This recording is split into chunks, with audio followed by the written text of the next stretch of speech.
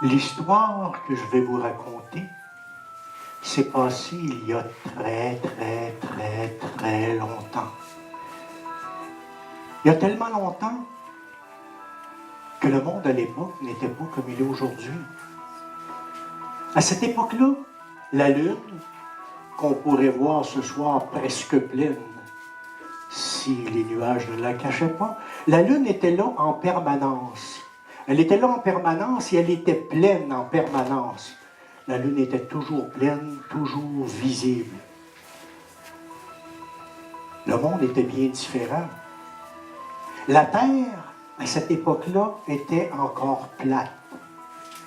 Il faut dire que des gens comme Copernic, Galilée, même Aristote, Parménide, Philolaos et tout ça, n'étaient pas encore nés, ce qui fait que encore personne ne l'avait dessinée ronde, ce qui fait que la Terre était plate.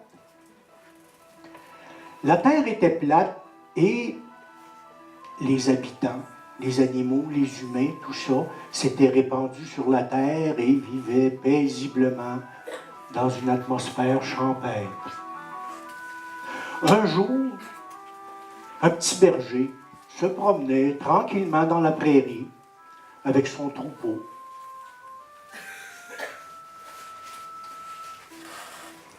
C'est un beau métier, berger, certains vont dire.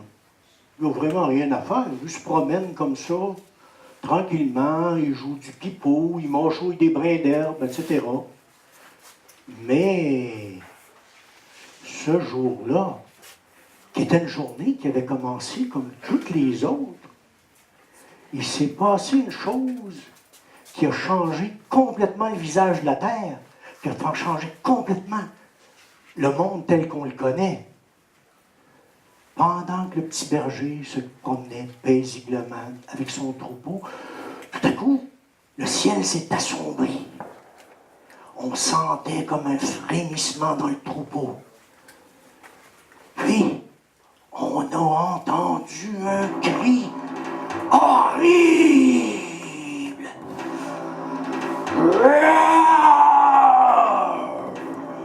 Là, tout de suite, le petit berger savait exactement ce qui se passait. Il savait que c'était Godagne, le grand roi des serpents dragons, qui arrivait. Il s'est dit, mon heure est venue, c'est sûr, je vais me faire dévorer. Fait que, là, tout ce qu'il a trouvé à faire, il s'est mis les mains sur la tête, il s'est penché comme ça, puis il a attendu. Il attendait. Il attendait. Il attendait encore. Il n'y a rien qui arrivait. À un moment donné, il s'est décidé. Il a jeté un coup d'œil sur ce qui se passait. Puis là, ce qu'il a vu, ça l'a choqué. Ça l'a choqué au plus haut point. Godagne était là, étendu dans la prairie, avec le bout de sa queue. Il ramenait les moutons, les brebis, les agneaux dans sa grande gueule, puis il les dévorait. Ça, on a beau être tout petit, on a beau être un berger inoffensif, mais le rôle d'un berger, c'est de défendre ses moutons. Fait que le petit berger, lui, son sang a fait juste un tour, il s'est choqué, il a ramassé des pierres, puis il s'est mis à lancer ça à Godagne, puis il lançait des pierres, mais ça bondissait sur la carapace visqueuse de Godagne. Il semblait même pas s'en apercevoir. Là, le petit berger ne savait plus trop quoi faire. Il a regardé, puis il a vu une grosse pierre immense, avec un tranchant d'un côté. Il s'est penché, il l'a ramassé, il s'est approché de Godagne, et il s'est mis à le frapper. Là, Godagne a senti comme un petit pincement, une petite brûlure. Puis il s'est retourné, il a regardé, il a vu une éraflure de laquelle perlait une goutte de son sang. Qui ose s'en prendre à Godagne, le grand roi des serpents dragons? Puis il s'est retourné, puis il a vu le petit berger. Misérable ver de terre, tu vas payer pour ça, je vais te dévorer. Le petit berger, quand tu as vu ça, il est parti à la course, il s'est mis à courir, il courait, mais Bien entendu, Godin était plus rapide que lui. Fait que le petit berger, il a vu une forêt immense avec des arbres, très gros arbres, qui étaient drus assez proches les uns des autres, ce qui fait que lui, le petit berger, il se faufilait à travers les arbres, ça allait vite, ça allait bien. Godin, lui, comme il était trop gros, il était retardé. Fait que le petit berger, il a réussi à prendre de l'avance. Il a pris de l'avance, et puis il courait, il continuait à courir, mais une forêt a beau être immense, à un moment donné, on arrive au bout. Ben, c'est ça qui est arrivé. Il est arrivé au bout de la forêt, dans la prairie. Ben, il a continué à courir, il a continué à courir. Mais là, Godin le rattrapait. Mais là, petit berger courait tant qu'à un moment donné, il est arrivé. Il était rendu au bout du monde. Là, il regarde en arrière, Godin s'en venait. Il regarde en avant, c'était vide. Il regarde à droite, il regarde à gauche. Il n'y a pas moyen de se sauver. Qu'est-ce que je vais faire? Là, il s'est levé les yeux au ciel, puis il a vu la lune. Ah ben, il a fait ni une ni deux. Il s'est élancé, puis il a sauté jusque dans les bras de la lune. Là, il a dit, Lune, protège-moi, Godin veut me dévorer. Elle a dit, inquiète-toi pas, je vais te protéger. Et quand la lune dit quelque chose, elle respecte sa parole. Je vais te protéger. Là, Godin, Lune, laisse tomber ce misérable vermisseau. Il s'est attaqué à moi, il faut qu'il paye. J'ai promis que je le protégerais et je vais le protéger. Qu'est-ce que tu attends à en vouloir à un petit berger comme ça? Qu'est-ce qu'il peut te faire? Ce misérable vermisseau s'est attaqué à moi. Il a même fait couler mon sang. Le sang appelle le sang. Il faut que je me venge. Je dois le dévorer. Un instant. J'ai dit, je le protégerai, je vais le protéger. Tu m'as dit, oui, mais c'est parce qu'il a attaqué mes moutons. Puis moi, ben, c'est mon rôle de défendre les moutons. J'ai fait mon possible. Tu vois, c'est parce que tu as attaqué ses moutons. Laisse-le tomber, occupe-toi pas de ça, mets-toi de tes affaires, Lune. Il faut que je me venge. Faut que je le dévore. La Lune, un instant. Ce qu'on va faire, dans un cas comme ça, on va demander l'avis du roi Soleil. Le Soleil, c'est lui le maître de l'univers. Il va nous dire quoi faire. Soleil, là, on a un problème. Godin a dévoré des moutons. Le berger s'est attaqué à Godin. Godin veut dévorer le berger. Mais le berger, il faisait son travail. Qu'est-ce qu'on fait avec ça? Le Soleil, il a quand même pris quelques secondes pour réfléchir. On ne prend pas une décision comme ça à la légère. Il s'est dit, bon, après quelques instants, ma décision est prise. Voyez, le petit berger, il a défendu son troupeau, il a fait son devoir, il a fait son rôle. On ne peut pas le pénaliser pour ça, on ne peut pas lui en vouloir d'avoir fait ce qu'il a à faire. Mais d'un autre côté, il aurait dû savoir que Godin était beaucoup plus puissant que lui, beaucoup plus gros que lui. Il n'aurait pas dû s'attaquer à Godin. C'est que, d'un sens, il faut qu'il paye parce qu'il l'a attaqué. Donc, ce qui va arriver, c'est que pendant un an, tout ce que le petit berger va gagner, il va devoir le donner à Godin en compensation. J'ai parlé, j'ai rendu mon verdict, le Soleil s'est retourné et s'est en allé continuer à faire ses affaires.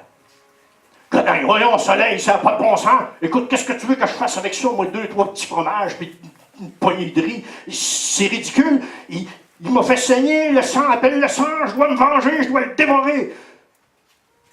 La Lune, elle s'est bien rendue compte qu'il n'y avait rien à faire, Godin ne changerait pas d'idée.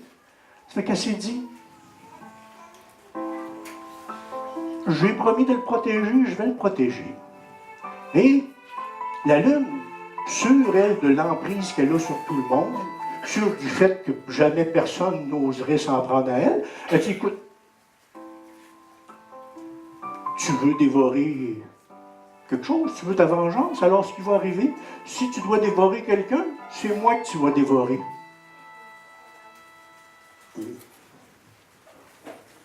Elle n'avait pas pensé à l'avidité, à la méchanceté de Godin. de suite. C'est toi qui l'auras voulu. Il a ouvert sa grande gueule puis il a attrapé la lune. Mais on a beau être godingue, la lune, elle est grosse. Elle n'est pas facile à avaler. Mais Godin était têtu. Il l'avait attrapé dans ses crocs. Puis il continuait. Puis il forçait pour l'avaler. Longtemps. Ça a duré très longtemps comme ça. Vous avez déjà vu ça, des images avec un serpent qui est en train de dévorer un bœuf, hein? Ben c'était comme ça. Godagne avait la lune dans ses crocs. Puis il forçait pour l'avaler. Puis il forçait. Il continuait. Ça a duré comme ça pendant environ 2 semaines, jusqu'à ce qu'à un moment donné, la lune était complètement disparue dans la gueule de Godagne. Là, ce qui est arrivé, Godagne s'est étouffé. Il a complètement s'est mis à tressaillir, puis il a reviré mort complètement. Il est tombé raide mort, étouffé. La lune était affaiblie, mais pas complètement morte. Elle s'est mise à forcer, tranquillement, pour en sortir.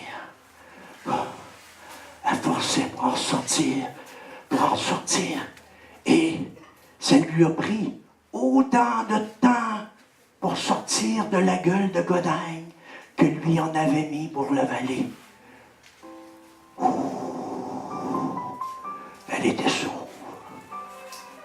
Mais cette histoire-là nous fait voir quelques leçons.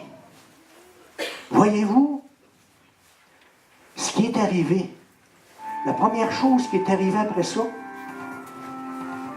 toutes les étoiles, parce que tout le monde sait que les étoiles, c'est les fils et les filles du soleil et de la lune. Alors, toutes les étoiles sont parties en guerre contre les serpents dragons.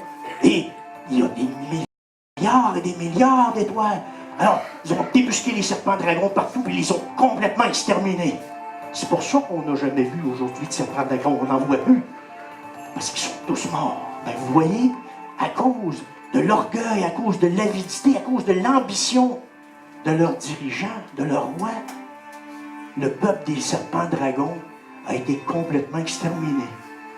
Ça se passait il y a longtemps, mais encore aujourd'hui, il y a des peuples qui souffrent à cause de l'orgueil et de l'ambition de leurs dirigeants. Ensuite de ça, ce qui est arrivé, la Lune, elle a compris une chose.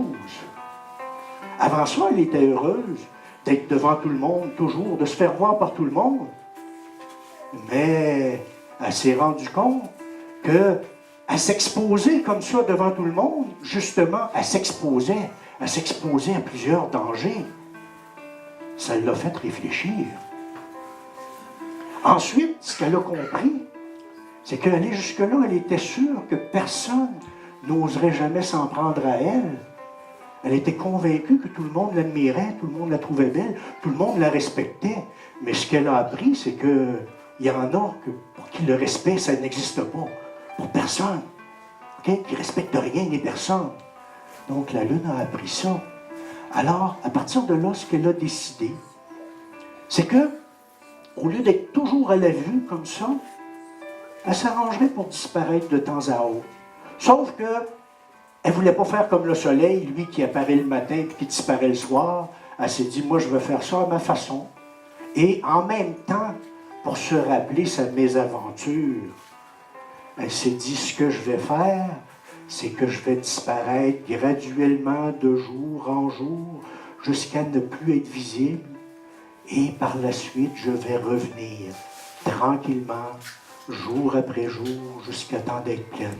C'est depuis ce temps-là, mesdames et messieurs, qu'on assiste aux différentes phases des cycles lunaires.